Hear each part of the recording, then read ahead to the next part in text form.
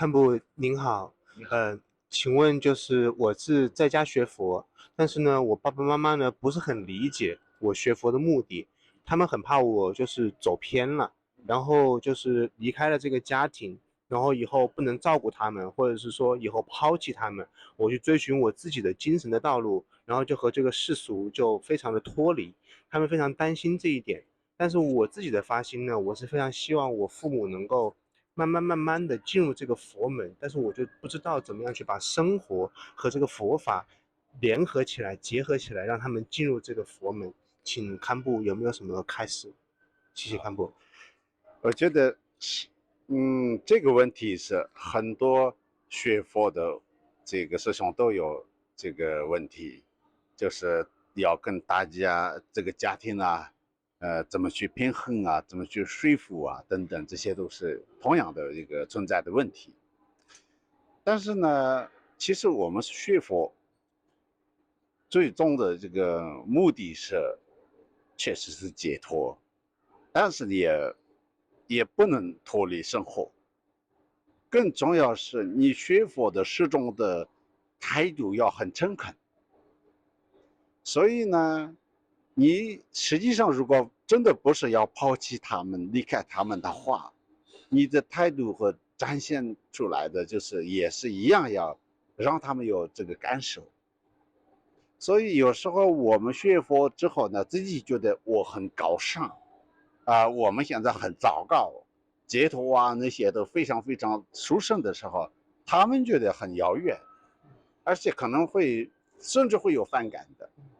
或者甚至可能有觉得反正也许是这样，但是呢，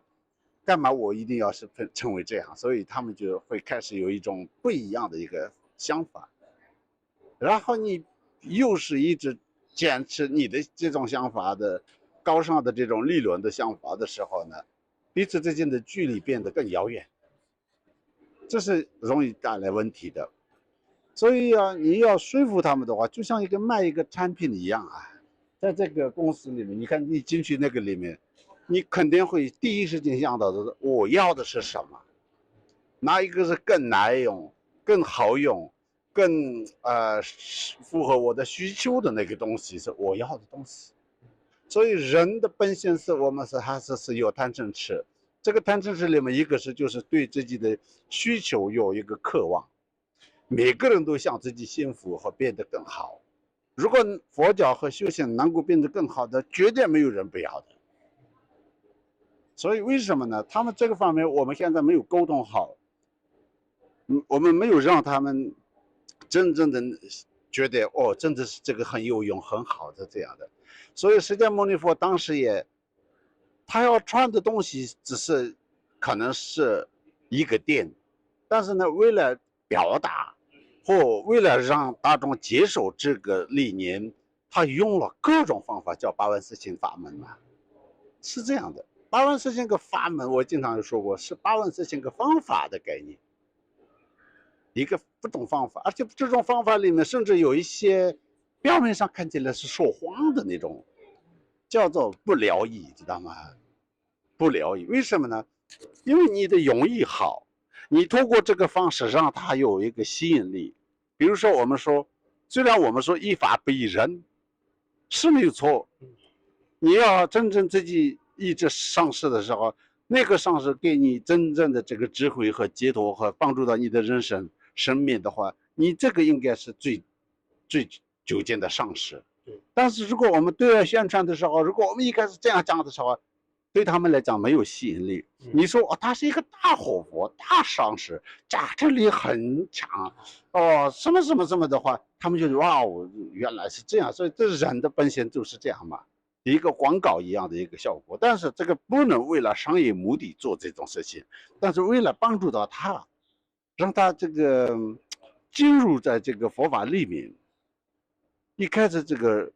带入到这个佛法的里面，你也可以用一些很多善巧方便，消灾祈福。比如说他已经内心脆弱的时候，或者真正需要帮助的时候，我们要去，你是学佛，是我们学慈悲，利益众生，可是先要利益自己的家人。但是这个时候连佛陀都没有用他的方式去利益众生，而且用您根据你的需求和情况来，这个我们中文有一个说法叫对症下药，这是非常重要的。所以就是你这样的时候呢，妈妈他们有需求什么，比如说他们放不开世俗生活啊，他们觉得是他们很需要你啊，那个时候你更加的让他们感受到，好像你的学佛是变得对他、